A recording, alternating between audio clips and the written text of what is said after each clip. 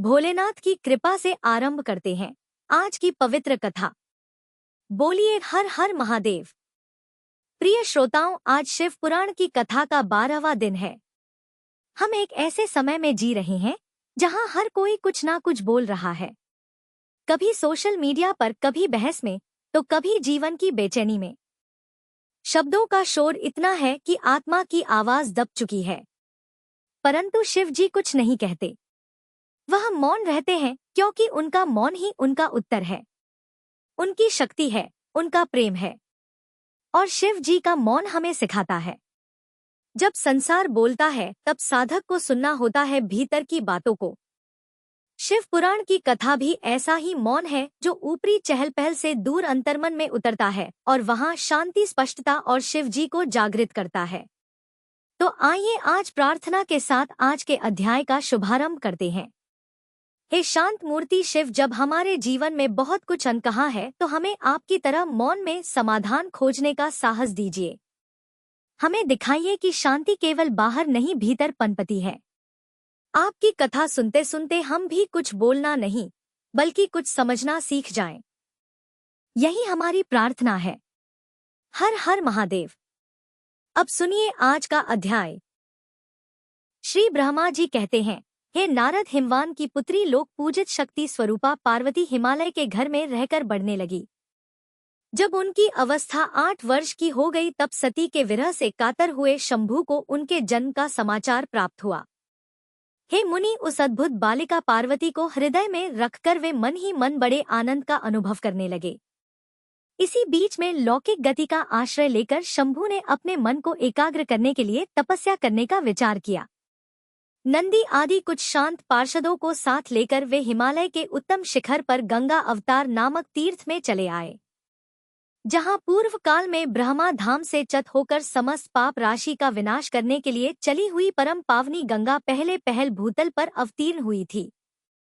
जितेंद्र हर ने वहीं रहकर तपस्या आरंभ की। वे आलस्य रहित होकर चेतन ज्ञान स्वरूप नित्य ज्योतिर्मय निरामय जगन्मय चिदानंद स्वरूप द्वैतीहीन तथा आश्रय रहित अपने आत्मभूत परमात्मा का एकाग्र भाव से चिंतन करने लगे। भगवान हर के ध्यान परायण होने पर नंदी और भृंगी आदि कुछ अन्य पार्षद गण भी ध्यान में तत्पर हो गए। उस समय कुछ ही प्रमथ गण परमात्मा शंभू की सेवा करते थे। वे सब के सब मौन रहते और एक भी शब्द नहीं बोलते थे और उनमें से कुछ द्वारपाल हो गए थे। इसी समय गिरिराज हिमवान उस औषधि बहुल शिखर पर भगवान शंकर का शुभागमन सुनकर उनके प्रति आदर की भावना से वहां आए। आकर सेवकों सहित गिरिराज ने भगवान रुद्र को प्रणाम किया, उनकी पूजा की और अत्यंत प्रसन्न हो हाथ जोड़कर उनका सुंदर स्तवन किया। फिर हिमालय ने कहा, हे प्रभु, मेरे सौभाग्य का उदय हुआ है जो आप यहाँ पधारे हैं। आपने मुझे सनाथ कर दिया है। प्रभु क्यों ना हो, महात्माओं ने यह तो ठीक ही वर्णन किया है कि आप तो दीन वत्सल हैं। आज मेरा जन्म सफल हो गया, आज मेरा जीवन सफल हुआ और आज मेरा सब कुछ सफल हो गया, क्योंकि आपने यहाँ पदार्पण करने का जो कष्ट उठाया है। हे महेश्वर, आप मुझे अपना दास समझकर शांत भाव से मुझे सेवा के लिए आज्ञा दीजिए। मैं बड़ी प्रसन्नता से अनन्यत होकर आपकी सेवा करूंगा। श्री ब्रह्मा जी कहते हैं, हे नारद, गिरिराज का यह वचन सुनकर महेश्वर ने किंचित आंखें खोली और सेवकों सहित हिमवान को देखा। सेवकों सहित गिरिराज को उपस्थित देखकर ध्यान योग में स्थित हुए जगदीश्वर वृषभध्वज ने मुस्कुराते हुए से कहा, हे शैलराज, मैं तुम्हारे शिखर पर एकांत में तपस्या करने के लिए यहाँ आया हूँ। तुम ऐसा प्रबंध करो जैसे कोई भी मेरे निकट न आ सके। तुम महात्मा हो, तपस्या के धाम हो तथा मुनियों, देवताओं, राक्षसों और अन्य महात्माओं को भी सदा आश्रय देने वाले हो। द्विज आदि का तुम्हारे ऊपर सदा ही निवास रहता है। तुम गंगा जी से अभिषिक्त होकर सदा के लिए पवित्र हो गए हो। दूसरों का उपकार करने वाले तथा संपूर्ण पर्वतों के सामर्थ्यशाली राजा हो। हे गिरिराज, मैं यहाँ गंगा अवतरण स्थल में तुम्हारे आश्रित होकर आत्मसंयम पूर्वक बड़ी प्रसन्नता के साथ तपस्या करूंगा। हे शैलराज, हे गिरिश्रेष्ठ, जिस साधन से मेरी यहाँ तपस्या बिना किसी विघ्न बाधा के प्रारंभ रह सके उसे इस समय प्रयत्न पूर्वक करो। हे गिरिराज, यही मेरी सबसे बड़ी सेवा होगी। तुम अपने घर जाओ और मैंने जो कुछ कहा है उसका उत्तम प्रीति से यत्न पूर्वक प्रबंध करो। श्री ब्रह्मा जी कहते हैं, हे नारद, ऐसा कहकर सृष्टिकर्ता जगदीश्वर भगवान शंभु मौन हो गए। उस समय गिरिराज ने शंभु से प्रेम पूर्वक यह बात कही, हे जगन्नाथ, हे परमेश्वर, आज मैंने अपने प्रदेश में स्थित हुए आपका स्वागत पूर्वक पूजन किया है। यही मेरे लिए महान सौभाग्य की बात है। अब आपसे और क्या प्रार्थना करूं? हे महेश्वर, कितने ही देवता बड़े बड़े यत्न का आश्रय लेकर महान तपस्या करके भी आपको नहीं प्राप्त कर पाते, वे ही आप यहाँ स्वयं उपस्थित हो गए। मुझसे बढ़कर श्रेष्ठ, सौभाग्यशाली और पुण्यात्मा दूसरा कोई नहीं है, क्योंकि आप मेरे पृष्ठ भाग पर तपस्या करने के लिए उपस्थित हुए हैं। हे परमेश्वर, आज मैं अपने को देवराज इंद्र से भी अधिक भाग्यवान मानने लगा हूँ, क्योंकि सेवकों सहित आपने यहाँ आकर मुझे अनुग्रह का भागी बना दिया। हे देवेश, आप तो स्वतंत्र हैं, यहाँ बिना किसी विघ्न बाधा के उत्तम तपस्या कीजिए। प्रभु, मैं आपका दास हूँ, अतः सदा आपकी आज्ञा के अनुसार सेवा करूँगा। श्री ब्रह्मा जी कहते हैं, हे नारद, ऐसा कहकर गिरिराज हिमालय तुरंत अपने घर को लौट आए। उन्होंने घर आकर अपनी प्रिया मैना को बड़े आदर से वह सारा वृतांत कह सुनाया। तत्पश्चात शैलराज ने साथ जाने वाले परिजनों तथा समस्त सेवक गणों को बुलाकर उन्हें भी ठीक ठीक समझाया। हिमालय बोले, आज से कोई भी गंगा अवतरण नामक स्थान में, जो मेरे पृष्ठ भाग में ही है, मेरी आज्ञा मानकर वहां कोई ना जाए। यह मैं सच्ची बात कहता हूँ। यदि कोई वहां जाएगा तो उस महादुष्ट को मैं विशेष दंड दूंगा। हे मुने, इस प्रकार अपने समस्त गणों को शीघ्र ही नियंत्रित करके हिमवान ने विघ्न निवारण के लिए जो सुंदर प्रयत्न किया वह मैं तुम्हें बताता हूँ। ध्यानपूर्वक सुनो। श्री ब्रह्मा जी कहते हैं, हे नारद, तदंतर शैलराज हिमालय उत्तम फल फूल लेकर अपनी पुत्री के साथ हर्ष पूर्वक भगवान हर के समीप गए। वहां जाकर उन्होंने ध्यान परायण त्रिलोकीनाथ शिव को प्रणाम किया और अपनी अद्भुत कन्या काली को हृदय से उनकी सेवा में अर्पित कर दिया। फल फूल आदि सारी सामग्री उनके सामने रखकर पुत्री को आगे करके शैलराज ने शंभु से कहा, हे भगवान, मेरी पुत्री आप भगवान चंद्रशेखर की सेवा करने के लिए उत्सुक है, अतः आपके आराधन की इच्छा से मैं इसको साथ लेकर आया हूँ। यह अपनी 2 सखियों के साथ सदा आप शंकर की सेवा में ही रहे। हे नाथ, यदि आपका मुझ पर अनुग्रह है तो इस कन्या को सेवा के लिए आज्ञा दीजिए। तब भगवान शंकर ने उस परम मनोहर कामरूपिणी कन्या को देखकर आंखें मूंद ली और अपने त्रिगुणातीत अविनाशी परम तत्वमय उत्तम रूप का ध्यान आरंभ किया। उस समय सर्वेश्वर और सर्वव्यापी जटाजूटधारी वेदांत वेद चंद्रकला विभूषण शंभु उत्तम आसन पर बैठकर नेत्र बंद किए ध्यान में ही लग गए। यह देखकर हिमालय ने मस्तक झुकाकर पुनः उनके चरणों में प्रणाम किया। यद्यपि उनके हृदय में दीनता नहीं थी, तब भी वे उस समय संशय में पड़ गए कि न जाने भगवान मेरी प्रार्थना को स्वीकार करेंगे भी या नहीं। वक्ताओं में श्रेष्ठ गिरिराज हिमवान ने जगत के एकमात्र बंधु भगवान शिव से तब इस प्रकार कहा, हे देवाधिदेव, हे महादेव, हे करुणाकर, हे शंकर, हे विभव, मैं आपकी शरण में आया हूँ। आंखें खोलकर मेरी ओर देखिए प्रभु। हे शिव, हे सर्व, हे महशान, जगत को आनंद प्रदान करने वाले प्रभु। हे महादेव, आप तो संपूर्ण आपत्तियों का निवारण करने वाले हैं। मैं आपको प्रणाम करता हूँ। हे स्वामिन, हे प्रभु, मैं अपनी इस पुत्री के साथ प्रतिदिन आपका दर्शन करने के लिए आऊंगा, इसके लिए आदेश दीजिए। उनकी यह बात सुनकर देवाधिदेव महेश्वर ने आंखें खोलकर ध्यान छोड़ दिया और फिर कुछ सोच विचार कर कहने लगे, हे गिरिराज, तुम अपनी इस कुमारी कन्या को घर में रखकर ही नित्य मेरे दर्शन को आ सकते हो, अन्यथा मेरा दर्शन नहीं हो सकता। महेश्वर की ऐसी बात सुनकर शिवा के पिता हिमवान मस्तक झुकाकर उन भगवान शिव से बोले, हे प्रभु, यह तो बताइए किस कारण से मैं इस कन्या के साथ आपके दर्शन के लिए नहीं आ सकता? क्या यह आपकी सेवा के योग्य नहीं है? फिर इसे नहीं लाने का क्या कारण है? यह मेरी समझ में नहीं आता। प्रभु, यह सुनकर भगवान वृषभध्वज शंभु हंसने लगे और विशेषतः दुष्ट योगियों को लोकाचार का दर्शन कराते हुए वे हिमालय से बोले, हे शैलराज, यह कुमारी सुंदरकटी प्रदेश से सुशोभित, तन्वंगी, चंद्रमुखी और शुभ लक्षणों से संपन्न है और इसीलिए इसे मेरे समीप तुम्हें नहीं लाना चाहिए। इसके लिए मैं तुम्हें बारंबार रोकता हूँ। वेद के पारंगत विद्वानों ने नारी को माया रूपणी कहा है। विशेषतः युवती स्त्री तो तपस्वी जनों के तप में विघ्न डालने वाली ही होती है। हे गिरिश्रेष्ठ, मैं तपस्वी योगी और सदा माया से निर्लिप्त रहने वाला हूँ। फिर मुझे भला ऐसी युवती स्त्री से क्या प्रयोजन है? तपस्वियों के श्रेष्ठ आश्रय हिमालय, इसलिए फिर तुम्हें ऐसी बात नहीं कहनी चाहिए, क्योंकि तुम वेदोक्त धर्म में प्रवीण ज्ञानियों में श्रेष्ठ और विद्वान हो। हे अचल राज, स्त्री के संग से मन में शीघ्र ही विषय वासना उत्पन्न हो जाती है। उससे वैराग्य नष्ट होता है और वैराग्य न होने से पुरुष उत्तम तपस्या से भ्रष्ट हो जाता है। इसलिए हे शैल, तपस्वी को स्त्रियों का संग नहीं करना चाहिए, क्योंकि स्त्री महाविषय वासना की जड़ और ज्ञान वैराग्य का विनाश करने वाली होती है। श्री ब्रह्मा जी कहते हैं, हे नारद, इस तरह की बहुत सी बातें कहकर महायोग शिरोमणि भगवान महेश्वर मौन हो गए। देवर्षि शंभु का यह निरामय, निष्प्रा और निष्ठुर वचन सुनकर काली के पिता हिमवान चकित कुछ व्याकुल होकर मौन हो गए। तपस्वी शिव की कही हुई बात सुनकर गिरिराज हिमवान को चकित हुआ। जानकर भवानी पार्वती उस समय भगवान शिव को प्रणाम करके विशद वचन से बोली। देवी पार्वती कहने लगी, हे योगिन, आपने तपस्वी होकर गिरिराज से यह क्या बात कह डाली? हे प्रभु, आप ज्ञान विशारद हैं, तब भी आप अपनी बात का उत्तर मुझसे सुनिए। हे शंभु, आप तप शक्ति से संपन्न होकर ही बड़ा भारी तप करते हैं। उस शक्ति के कारण ही आप महात्मा को तपस्या करने का विचार हुआ है। सभी कर्मों को करने की जो वह शक्ति है, उसे ही प्रकृति जानना चाहिए। प्रकृति से ही सबकी सृष्टि, पालन और सहार होते हैं। हे भगवान, आप कौन है और सूक्ष्म प्रकृति क्या है, इसका विचार कीजिए। प्रकृति के बिना लिंग रूपी महेश्वर कैसे हो सकते हैं?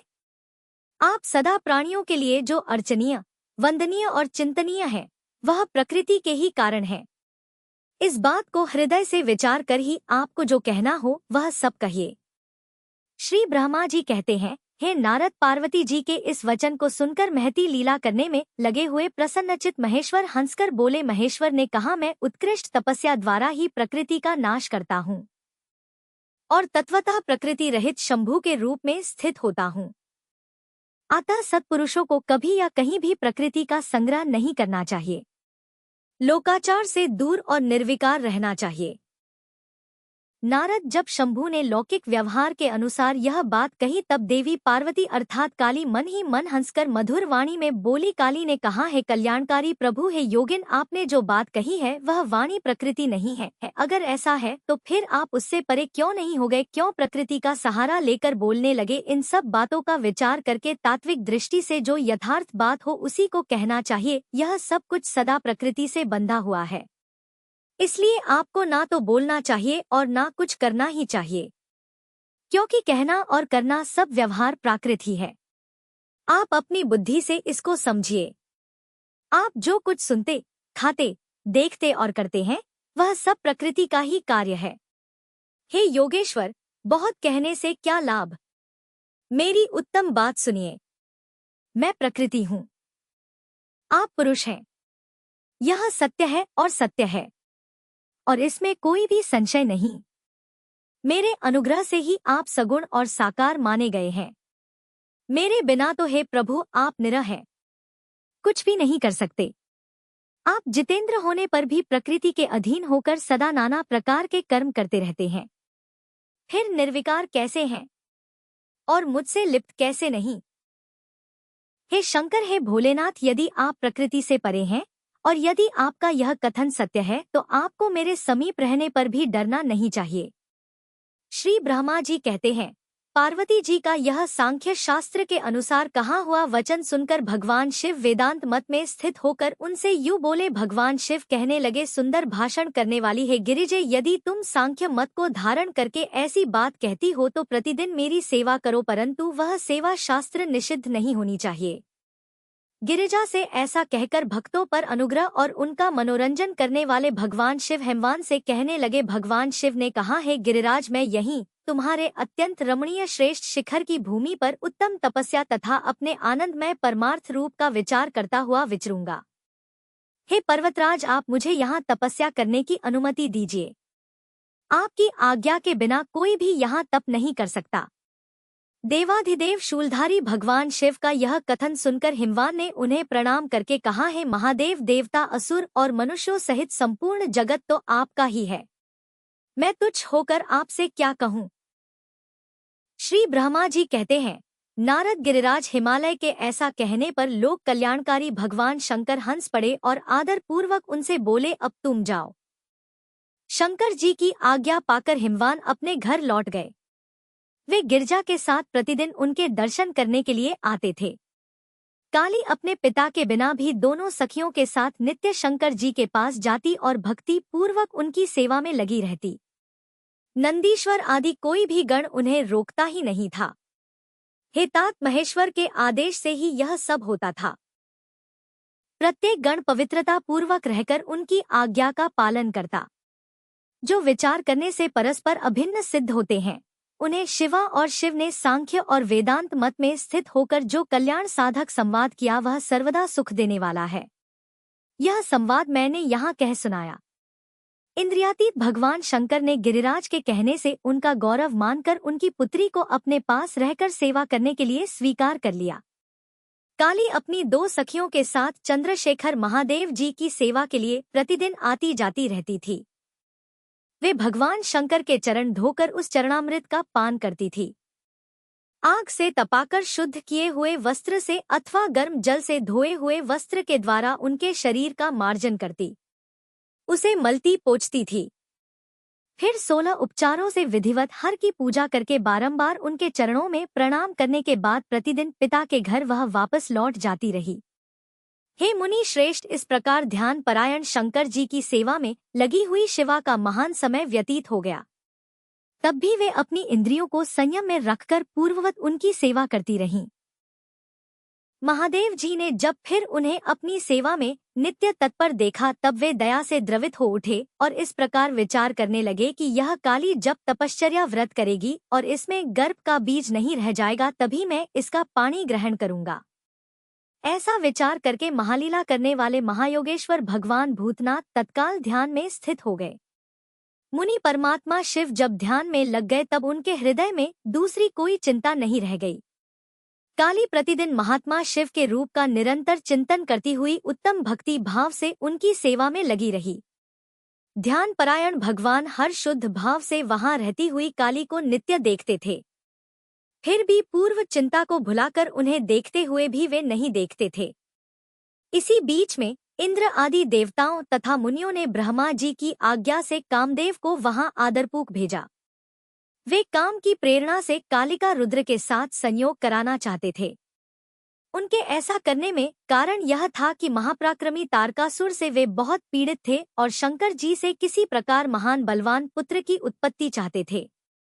तब कामदेव ने वहां पहुंचकर अपने सभी उपायों का प्रयोग किया, परंतु महादेव जी के मन में तनिक भी शोभ नहीं हुआ। उल्टे उन्होंने कामदेव को जलाकर भस्म कर दिया।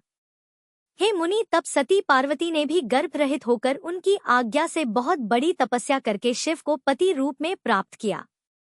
फिर वे पार्वती और परमेश्वर परस्पर अत्यंत प्रेम से और प्रसन्नता पूर्वक रहने लगे।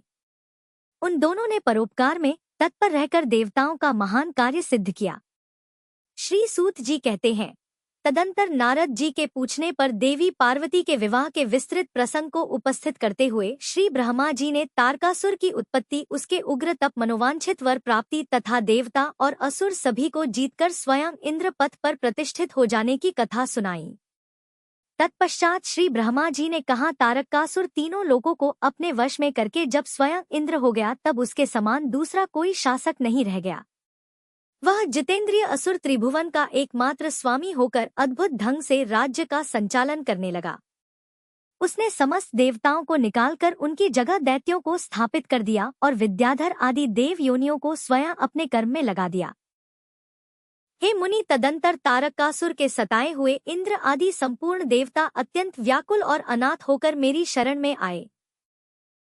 उन सभी ने मुझ प्रजापति को प्रणाम करके बड़ी भक्ति से मेरा स्तवन किया और अपने दारुण दुख की बातें बताकर कहने लगे, हे प्रभु, आप ही हमारी गति हैं।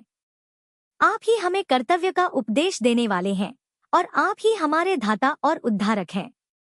हम सब देवता तारकासुर नामक अग्नि में जलकर अत्यंत व्याकुल हो रहे हैं।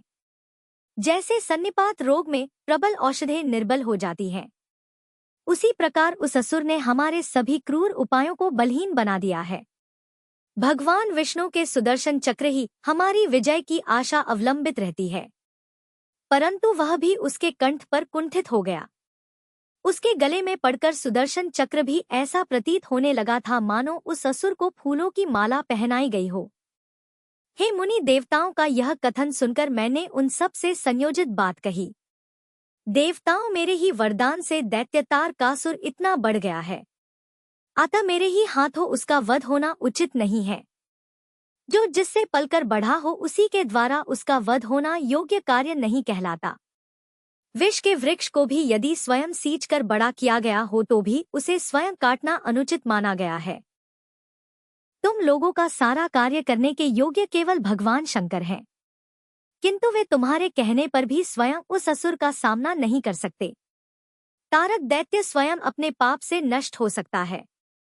इसलिए हे देवता गणों, मैं जैसा उपदेश करता हूँ तुम वैसा कार्य करो। मेरे वर के प्रभाव से ना मैं तारकासुर का वध कर सकता हूँ, ना भगवान विष्णु कर सकते हैं, और ना ही भगवान शंकर उसका वध कर सकते हैं।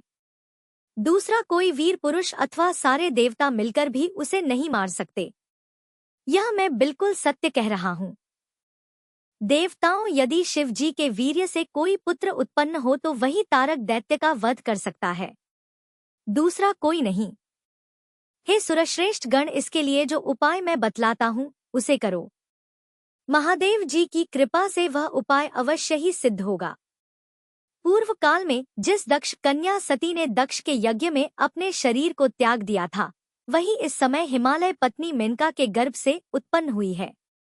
यह बात तुम्हें भी विदित है। महादेव जी उस कन्या का पाणी ग्रहण अवश्य करेंगे। फिर भी देवताओं, तुम स्वयं भी इसके लिए प्रयास करो। तुम अपने प्रयासों से ऐसा उद्योग करो जिससे भगवान शिव और मेनका कुमारी का संयोग हो सके। गिरिराज की पुत्री वे पार्वती इस समय युवावस्था में प्रवेश कर चुकी हैं और हिमालय पर तपस्या में लगे हुए महादेव जी की प्रतिदिन सेवा करती हैं। अपने पिता हिमवान के कहने से काली शिवा अपनी 2 सखियों के साथ ध्यान परायण परमेश्वर शिव की सग्रह सेवा कर रही हैं। तीनों लोकों में सबसे अधिक सुंदरी देवी पार्वती शिव जी के सामने रहकर प्रतिदिन उनकी पूजा करती है। फिर भी वे ध्यान मग्न महेश्वर मन से भी ध्यानहीन स्थिति में नहीं आते, अर्थात ध्यान भंग करके पार्वती जी की ओर देखने का विचार तक मन में नहीं लाते। देवताओं, चंद्रशेखर शिव जिस प्रकार काली को अपनी भार्या बनाने की इच्छा करें, वैसा ही प्रयास तुम लोग शीघ्र ही प्रयत्नपूर्वक करो। मैं उस दैत्य के स्थान पर जाकर तारकासुर को बुरे हट से हटाने की चेष्टा करूंगा। अतः अब तुम लोग अपने अपने स्थानों को जाओ। हे नारद, देवताओं से ऐसा कहकर मैं शीघ्र ही तारकासुर से मिला और बड़े प्रेम से बुलाकर मैंने उससे इस प्रकार कहा, है तारक, यह स्वर्ग हमारे तेज का सारत्व है, परंतु तुम यहाँ के राज्य का पालन कर रहे हो जिसके लिए तुमने उत्तम तपस्या की थी, उससे अधिक चाहने लगे हो। मैंने तुम्हें इससे छोटा ही वर दिया था। स्वर्ग का राज्य तो मैंने कदापि तुम्हें नहीं दिया था, इसलिए तुम स्वर्ग को छोड़कर पृथ्वी लोक पर राज्य करो। हे असुर श्रेष्ठ, देवताओं के योग्य जितने भी कार्य हैं वे सब तुम्हें वहीं सुलभ होंगे। इसमें अन्यथा विचार करने की कोई आवश्यकता नहीं है। ऐसा कहकर उस असुर को समझाने के बाद मैं शिवा और शिव का स्मरण करके वहां से अंतर्ध्य हो गया। तारकासुर भी स्वर्ग को छोड़कर पृथ्वी पर आ गया और शोइतपुर में रहकर वह राज्य करने लगा। फिर सब देवता भी मेरी बात सुनकर मुझे प्रणाम करके देवराज इंद्र के साथ प्रसन्नता पूर्वक बड़ी ही सावधानी के साथ इंद्रलोक में गए। वहां जाकर परस्पर मिलकर आपस में सलाह करके वे सब देवता देवराज इंद्र से प्रेम पूर्वक कहने लगे कि हे भगवान शिव जी की शिवा में जैसी भी काम मूलक रुचि हो वैसा ब्रह्मा जी का बताया हुआ सारा प्रयास आपको करना चाहिए।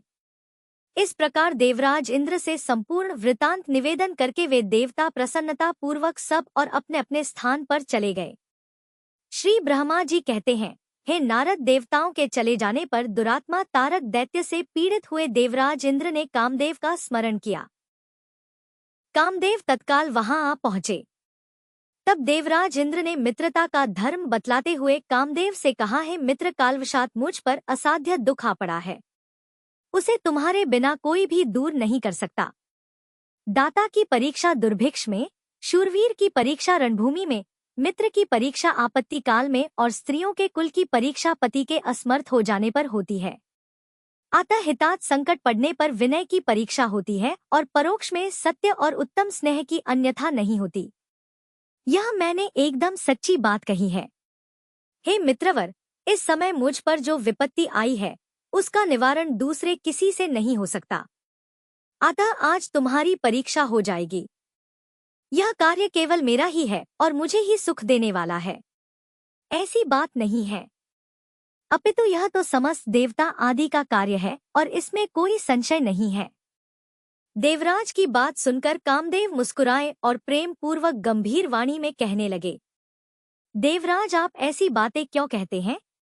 मैं आपको उत्तर नहीं दे रहा हूँ, केवल आवश्यक निवेदन मात्र कर रहा हूँ।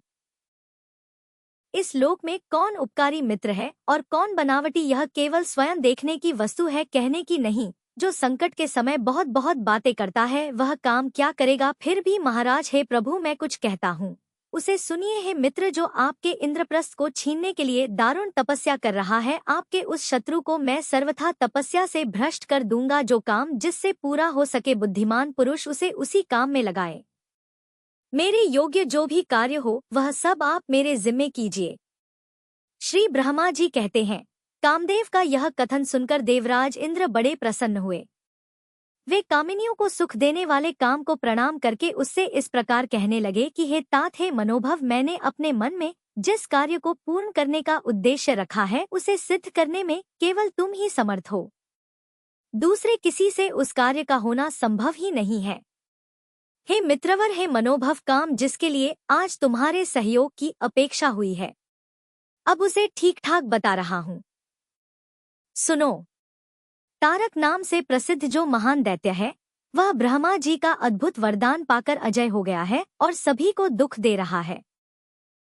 वह सारे संसार को पीड़ा दे रहा है। उसके द्वारा बारंबार धर्म का नाश हुआ है। उससे समस्त देवता और समस्त ऋषिगण बड़े दुखी हैं।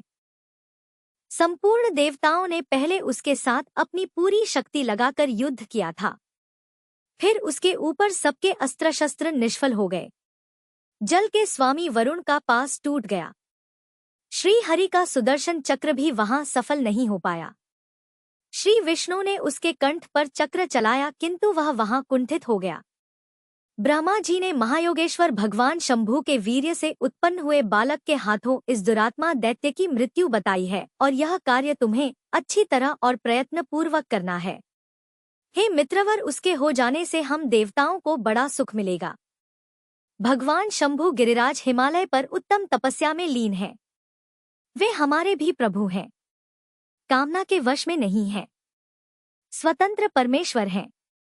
मैंने सुना है कि गिरिराज नंदिनी पार्वती पिता की आज्ञा पाकर अपनी 2 सखियों के साथ उनके समीप रहकर उनकी सेवा में रहती हैं। उनका यह प्रयत्न महादेव जी को पति रूप में प्राप्त करने के लिए ही है, परंतु भगवान शिव अपने मन को संयम नियम से वश में रखते हैं।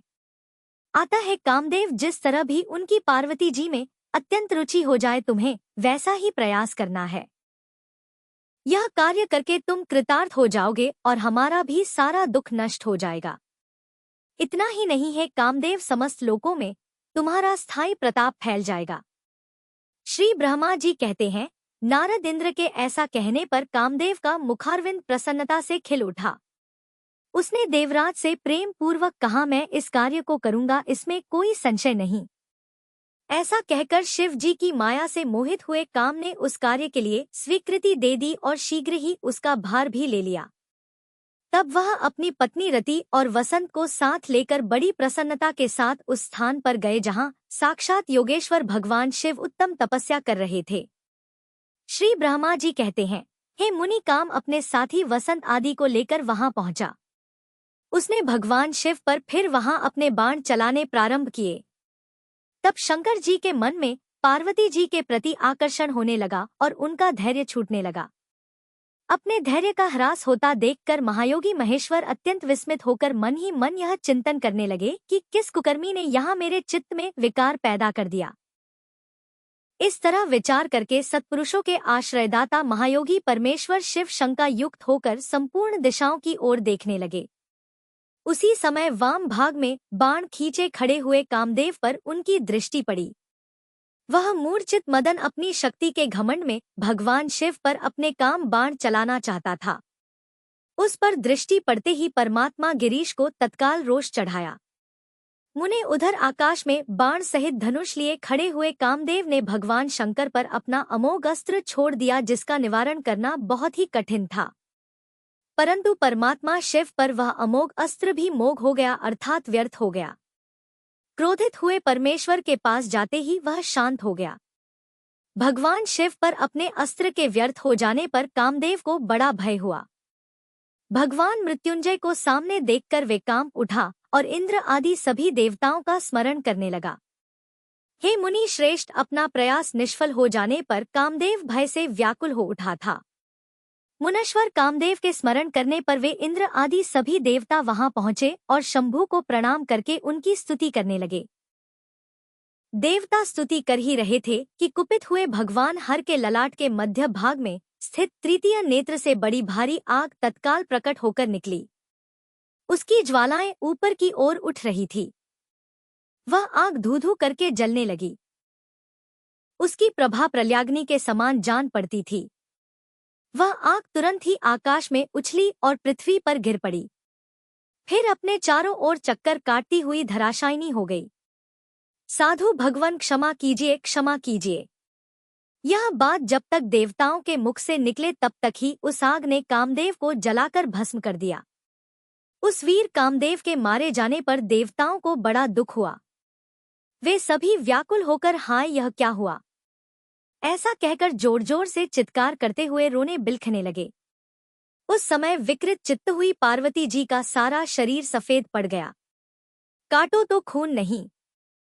वे सखियों को साथ लेकर अपने भवन को चली गई। कामदेव के जल जाने पर रति वहां एक क्षण तक तो अचेत पड़ी रही। पति की मृत्यु के दुख से वह इस तरह पड़ गई थी मानो मर ही गई हो। थोड़ी देर में जब उसे होश आया तब अत्यंत व्याकुल होकर रति उस समय तरह तरह की बातें कहकर विलाप करने लगी। रति बोली, हाय मैं क्या करूं, कहाँ जाऊं? देवताओं ने यह क्या कर दिया? मेरे उदंड स्वामी को बुलाकर नष्ट करा दिया। हाय हाय, हा नाथ स्मर स्वामिन, हे प्राण प्रिय, हाँ मुझे सुख देने वाले प्रियतम, हाँ प्राणनाथ, यह क्या हो गया? श्री ब्रह्मा जी कहते हैं, हे नारद, इस प्रकार रोती बिलखती और अनेक प्रकार की बातें कहती हुई रति हाथ पैर पटकने और अपने सिर के बालों को नोचने लगी।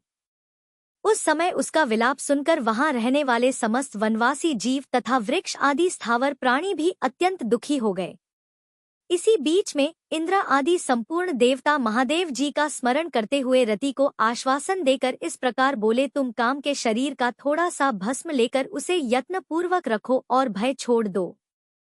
हम सबके स्वामी महादेव जी कामदेव को पुनः जीवित कर देंगे और तुम फिर से अपने प्रियतम को प्राप्त कर लोगी। कोई किसी को ना तो सुख देने वाला है और ना ही कोई दुख देने वाला है। सब लोग अपनी अपनी करनी का फल भोगते हैं। तुम देवताओं को दोष देकर व्यर्थ शोक करती हो। इस प्रकार रति को आश्वासन देकर सभी देवतागण भगवान शिव के पास आए और उन्हें भक्ति भाव से प्रसन्न करके इस प्रकार कहने लगे, हे भगवान शरणागत वत्सल महेश्वर, आप कृपा करके हमारे इस शुभ वचन को सुनिए। हे शिव शंकर, आप कामदेव की करतूत पर भली भांति प्रसन्नता पूर्वक विचार तो कीजिए। हे महेश्वर, काम ने जो यह कार्य किया है इसमें इसका कोई स्वार्थ नहीं था। दुष्ट तारकासुर से पीड़ित हुए हम सब देवताओं ने मिलकर ही उससे यह काम कराया है। हे नाथ, हे शिव शंकर, इसे आप अन्यथा मत समझिए। सब कुछ देने वाले हे देव, हे गिरीश, सती साध्वी रति अब अकेली अति दुखी होकर विलाप कर रही है। आप उसे सांत्वना प्रदान कीजिए। शिव शंकर, यदि इस क्रोध के द्वारा आपने कामदेव को मार डाला तो हम यही समझेंगे कि आप देवताओं सहित समस्त प्राणियों का अभी संहार कर डालना चाहते हैं। रति का दुख देखकर देवतागण नष्ट प्राय हो रहे हैं। इसलिए हे भोलेनाथ, आपको रति का शोक दूर कर देना चाहिए। श्री ब्रह्मा जी कहते हैं, नारद संपूर्ण देवताओं का यह वचन सुनकर भगवान शिव प्रसन्न होकर उनसे इस प्रकार कहने लगे, हे देवताओं और ऋषियों, तुम सब आदर पूर्वक मेरी बात सुनो। मेरे क्रोध से जो कुछ हो गया है वह तो अन्यथा नहीं हो सकता। फिर भी रति का शक्तिशाली पति कामदेव तभी तक शरीर रहित रहेगा जब तक कि रुक्मणी पति श्री कृष्ण का धरती पर अवतार नहीं हो जाता। जब श्री कृष्ण द्वारका में रहकर पुत्रों को उत्पन्न करेंगे तब वे रुक्मणी के गर्भ से काम को भी जन्म देंगे। उस काम का ही नाम उस समय प्रद्युम्न होगा, इसमें कोई संशय नहीं है। उस पुत्र के जन्म लेते ही शंभरासुर उसे हर लेगा। हरण के बाद दान शिरोमणि शंभर उस शिशु को समुद्र में डाल देगा। फिर वह मूढ़ उसे मरा हुआ समझकर अपने नगर को वापस लौट जाएगा। हे रते, उस समय तक तुम्हें शंभरासुर के नगर में सुखपूर्वक निवास करना चाहिए। वहीं तुम्हें अपने पति प्रद्युम्न की प्राप्ति हो सकेगी। वहां तुमसे मिलकर काम युद्ध में शंभरासुर का वध करेगा और सुखी हो जाएगा।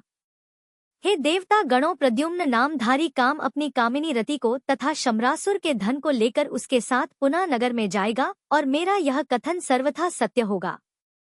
श्री ब्रह्मा जी कहते हैं, नारद भगवान शिव की यह बात सुनकर देवताओं के चित्त में कुछ उल्लास हुआ और वे उन्हें प्रणाम करके दोनों हाथ जोड़कर विनीत भाव से इस प्रकार बोले, हे देवाधिदेव महादेव, हे करुणा सागर, हे प्रभु, आप कामदेव को शीघ्र जीवन दान दीजिए तथा रति के प्राणों की भी रक्षा कीजिए। देवताओं की यह बात सुनकर सबके स्वामी करुणा सागर परमेश्वर शिव पुनः प्रसन्न होकर बोले, हे देवताओं, मैं बहुत प्रसन्न हूँ। मैं काम को सबके हृदय में जीवित कर दूंगा। वह सदा मेरा गण होकर विहार करेगा। अब आप सभी अपने अपने स्थान को जाओ। मैं तुम्हारे दुख का सर्वथा नाश करूंगा। ऐसा कहकर रुद्रदेव उस समय स्तुति करने वाले देवताओं के देखते ही देखते अंतर्ध्य हो गए। देवताओं का विस्मय और दुख दूर हो गया और वे सब के सब प्रसन्न हो गए। हे मुनि, तदंतर रुद्र की बात पर विश्वास करके स्थिर रहने वाले देवता रति को उनका कथन सुनाकर आश्वासन देकर अपने अपने स्थानों को चले गए। हे मुनीश्वर, काम पत्नी रति शिव के बताए हुए शंभर नगर को चली गई तथा रुद्रदेव ने जो समय बताया था उसकी प्रतीक्षा करने लगी। श्री ब्रह्मा जी कहते हैं, हे नारद, जब भगवान रुद्र के तीसरे नेत्र से प्रकट हुई अग्नि ने कामदेव को शीघ्र जलाकर भस्म कर दिया, तब वह बिना किसी प्रयोजन के ही प्रज्वलित होकर सब ओर फैलने लगी। इससे चराचर प्राणियों सहित तीनों लोकों में महान हाहाकार मच गया। हे तात, संपूर्ण देवता और ऋषि तुरंत मेरी शरण में आए। उन सब ने अत्यंत व्याकुल होकर मस्तक झुकाकर दोनों हाथ जोड़कर मुझे प्रणाम किया और मेरी स्तुति करके वह दुख निवेदन किया। वह सुनकर मैं भगवान शिव का स्मरण करके उसके हेतु का भलीभांति विचार कर तीनों लोकों की रक्षा करने के लिए विनीत भाव से वहां पहुंच गया। वहां अग्नि ज्वाल मालाओं से अत्यंत उद्दीप्त जगत को जला देने के लिए वह अग्नि तैयार थी, परंतु भगवान शिव की कृपा से प्राप्त हुए उत्तम तेज के द्वारा मैंने उसे तत्काल स्तंभित कर दिया। हे मुनि, त्रिलोकी को दग्ध करने की इच्छा रखने वाली उस क्रोधमय अग्नि को मैंने एक ऐसे घोड़े के रूप में परिणत कर दिया जिसके मुख से सौम्य ज्वाला प्रकट हो रही थी। भगवान शिव की इच्छा से उस वाव शरीर अर्थात घोड़े वाले शरीर वाली अग्नि को लेकर मैं लोकहित के लिए समुद्र तट पर गया। हे मुनि, मुझे आया देखकर समुद्र एक दिव्य पुरुष का रूप धारण करके हाथ जोड़ खड़े हुए मेरे पास आया। मुझ संपूर्ण लोकों के पितामह की भली भांति विधिवत स्तुति वंदना करके सिंधु ने मुझसे प्रसन्नता पूर्वक कहा। सागर कहने लगा, हे सर्वेश्वर ब्राह्मण, आप यहाँ किस लिए पधारे हैं? मुझे अपना सेवक समझकर इस बात को प्रीति पूर्वक कहिए। सागर की बात सुनकर भगवान शंकर का स्मरण करके और लोकहित का ध्यान रखते हुए मैंने उससे बड़ी प्रसन्नता के साथ कहा, तात समुद्र, तुम बड़े बुद्धिमान और संपूर्ण लोकों के हितकारी हो। मैं शिव जी की इच्छा से प्रेरित होकर हार्दिक प्रीति पूर्वक तुमसे कह रहा हूँ। यह भगवान महेश्वर का क्रोध है जो महान शक्तिशाली अश्व के रूप में यहाँ उपस्थित है। यह कामदेव को दग्ध करके तुरंत ही संपूर्ण जगत को भस्म करने के लिए तैयार हो गया था। यह देख पीड़ित हुए देवताओं की प्रार्थना से मैं शंकेश्वर इच्छा वहां गया और इस अग्नि को स्तंभित कर दिया। फिर इसने घोड़े का रूप धारण किया और इसे लेकर मैं यहाँ आ गया हूँ। हे जलाधार, अब मैं इस जगत पर दया करके तुम्हें यह आदेश दे रहा हूँ कि इस महेश्वर के क्रोध को, जो वानव का वानव अर्थात घोड़े का रूप धारण करके मुख से ज्वाला प्रकट करता हुआ खड़ा है, तुम प्रलय काल पर्यंत धारण किए रहो।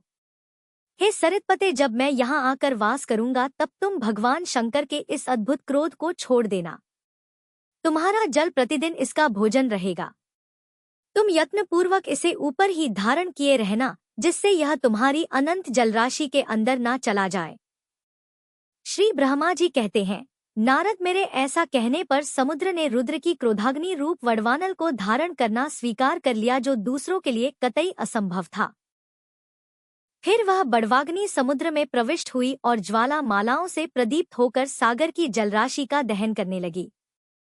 हे मुनि, इससे संतुष्ट चित्त होकर मैं अपने लोक को चला आया और वह दिव्य रूपधारी समुद्र मुझे प्रणाम करके अदृश्य हो गया। हे महामुन, रुद्र की उस क्रोधाग्नि के भय से छूटकर संपूर्ण जगत स्वस्थता का अनुभव करने लगा और फिर सभी देवता तथा मुनि भी सुखी हो गए। नारद जी कहने लगे, हे दयानिधि, मदन दहन अर्थात समुद्र दहन के पश्चात गिरिराज नंदिनी पार्वती देवी ने क्या किया? वे अपनी दोनों सखियों के साथ कहाँ चली गई? यह सब भी मुझे बताइए। ब्रह्मा जी ने कहा, भगवान शंकर के नेत्र से उत्पन्न हुई आग ने जब कामदेव को जला दिया तब वहां महान अद्भुत शब्द प्रकट हुआ, जिससे सारा आकाश गूंज उठा। उस महान शब्द के साथ ही कामदेव को दग्ध हुआ देखकर भयभीत और व्याकुल हुई पार्वती अपनी दोनों सखियों के साथ अपने घर चली गई। उस शब्द से परिवार सहित हेमवान भी बड़े विस्मय में पड़ गए और वहां गई हुई अपनी पुत्री का स्मरण करके उन्हें बड़ा भारी क्लेश हुआ। इतने में ही पार्वती दूर से आती हुई दिखाई दी और वे उस समय शंभू के विरह से रो रही थी। अपनी पुत्री को अत्यंत विवल हुई देख शैलराज हिमवान को भी बड़ा दुख हुआ और वे शीघ्र ही उसके पास जा पहुंचे। फिर वे हाथ से उसकी दोनों आंखें पोंछकर कहने लगे, शिवे, डरो मत, रो मत।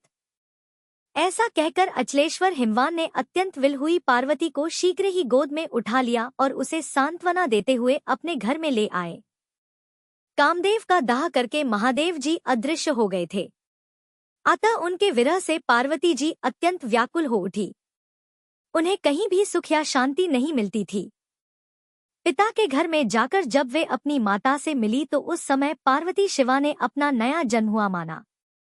वे अपने उस रूप की निंदा करने लगी और बोली, हाय, मैं मारी गई। सखियों के समझाने पर भी वे गिरिराज कुमारी कुछ भी नहीं समझ पाती थी। वे सोते, जागते, खाते, पीते, नहाते, धोते, चलते फिरते और यहाँ तक कि सखियों के बीच में खड़े होकर भी कभी भी किंचित मात्र सुख का अनुभव नहीं कर पाती थी। मेरे स्वरूप को तथा जन्म को, कर्म को धिक्कार है। ऐसा कहती हुई वे सदा महादेव जी की प्रत्येक चेष्टा का चिंतन किया करती। इस प्रकार पार्वती जी भगवान शिव के विरह से मन ही मन अत्यंत क्लेश का अनुभव करती रही और फिर किंचित मात्र भी कहीं भी सुख नहीं पा रही थी। वे सदा शिव शिव का जाप किया करती थी। शरीर से तो पिता के घर में रहकर भी वे मन से पिनाक वाणी भगवान शंकर के पास पहुंची रहती थी। हे तात शिवा, शोकमग्न होकर बारंबार मूर्छित हो जाया करती थी। शैलराज हिमवान, उनकी पत्नी मेनका तथा उनके मैनाक आदि सभी पुत्र जो बड़े उदार चेता थे, उन्हें सदा सांत्वना देते रहते थे। फिर भी वे भगवान शंकर को भूल नहीं सकी। हे बुद्धिमान देवर्षि, फिर एक दिन देवराज इंद्र की प्रेरणा से इच्छा अनुसार घूमते हुए तुम हिमालय पर्वत पर आए।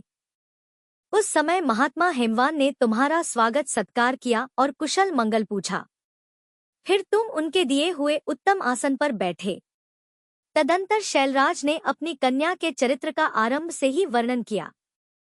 किस तरह उसने महादेव जी की सेवा आरंभ की थी और किस तरह उनके द्वारा कामदेव का दहन हुआ, यह सब कुछ तुम्हें बताया। मुनि, यह सब सुनकर तुमने गिरिराज से कहा, हे शैलेश्वर, भगवान शिव का भजन करो। फिर उनसे विदा लेकर तुम वहां से उठे और मन ही मन शिव जी का स्मरण करके शैलराज को छोड़कर शीघ्र ही एकांत में काली के पास आ गए। हे मुनि, तुम लोकोपकारी ज्ञानी तथा शिव जी के प्रिय भक्त हो, समस्त ज्ञानवानों के शिरोमणि हो। आता काली के पास आकर उसे संबोधित करके उसी के हित में स्थित होकर उसे सादर यह सत्य वचन में कहने लगे। नारद जी ने कहा, यानी कि तुमने कहा है काली के, मेरी बात सुनो। मैं दयावश सच्ची बात कह रहा हूँ। मेरा वचन तुम्हारे लिए सर्वथा हितकर, निर्दोष तथा उत्तम काम्य वस्तुओं को देने वाला होगा। तुमने यह महादेव जी की सेवा अवश्य की थी, परंतु वह बिना तपस्या के गर्भयुक्त होकर की थी। दीनों पर अनुग्रह करने वाले शिव ने तुम्हारे उसी गर्व को नष्ट किया है। हे देवी, तुम्हारे स्वामी महेश्वर विरक्त और महायोगी हैं। उन्होंने केवल कामदेव को जलाकर जो तुम्हें सकुशल छोड़ दिया है, उसमें यही कारण है कि वे भगवान भक्तवत्सल हैं। अतः तुम उत्तम तपस्या में लीन होकर चिरकाल तक महेश्वर की आराधना करो। तपस्या से तुम्हारा संस्कार हो जाने पर रुद्रदेव तुम्हें अपनी सहधर्मणी बनाएंगे और तुम भी कभी उन कल्याणकारी शंभु का परित्याग नहीं करोगी। देवी, तुम हठ पूर्वक शिव जी को अपनाने का प्रयास करो। शिव जी के सिवा दूसरे किसी को अपना पति कभी स्वीकार मत करना। श्री ब्रह्मा जी कहते हैं, हे मुनि, तुम्हारी यह बात सुनकर गिरिराज कुमारी काली कुछ उल्लसित होकर तुमसे हाथ जोड़कर प्रसन्नता पूर्वक बोली। शिवा ने कहा, हे प्रभु, आप सर्वज्ञ तथा जगत का उपकार करने वाले हैं। हे मुनि, मुझे रुद्रदेव की आराधना के लिए कोई मंत्र दीजिए। श्री ब्रह्मा जी कहते हैं, हे नारद, पार्वती का यह वचन सुनकर तुमने पंचाक्षर शिव मंत्र अर्थात नमः शिवाय इस मंत्र का उन्हें विधि पूर्वक उपदेश किया। साथ ही उस मंत्र राज में श्रद्धा उत्पन्न करने के लिए तुमने उसका सबसे अधिक प्रभाव भी बताया। तब तुम कहने लगे कि देवी, इस मंत्र का परम अद्भुत प्रभाव सुनो। इसके श्रवण मात्र से भगवान शंकर प्रसन्न हो जाते हैं। यह मंत्र सभी मंत्रों का राजा और मनोवांछित फलों को देने वाला है। भगवान शंकर को अत्यंत प्रिय है तथा साधक को भोग और मोक्ष देने में भी समर्थ है। हे सौभाग्यशालिनी, इस मंत्र का विधि पूर्वक जप करने से तुम्हारे द्वारा पूजित हुए भगवान शिव अवश्य ही शीघ्र तुम्हारी आंखों के सामने प्रकट हो जाएंगे। हे शिव, शौच, संतोष आदि नियमों में तत्पर रहकर भगवान शिव के स्वरूप का चिंतन करती हुई तुम पंचाक्षर मंत्र का जप करो। इससे आराध्य देव शिव शीघ्र ही संतुष्ट होंगे। हे साध्वी, इस तरह तपस्या करो। तपस्या से महेश्वर वश में हो सकते हैं। तपस्या से ही सभी को मनोवांछित फल की प्राप्ति होती है, अन्यथा नहीं हो सकती। श्री ब्रह्मा जी कहते हैं, नारद, तुम भगवान शिव के प्रिय भक्त और इच्छा अनुसार विचरण करने वाले हो। तुमने काली से उपर्युक्त बात कहकर देवताओं के हित में तत्पर होकर स्वर्ग लोक को फिर प्रस्थान किया। तुम्हारी बात सुनकर उस समय पार्वती जी बड़ी प्रसन्न हुई, अर्थात काली बड़ी प्रसन्न हुई और उन्हें परम उत्तम पंचाक्षर मंत्र भी प्राप्त हो गया था। जय भोलेनाथ। आज के अध्याय में बस इतना ही। अगले भाग में फिर मिलेंगे। तब तक शिव भक्ति में जुड़े रहिए। हर हर महादेव।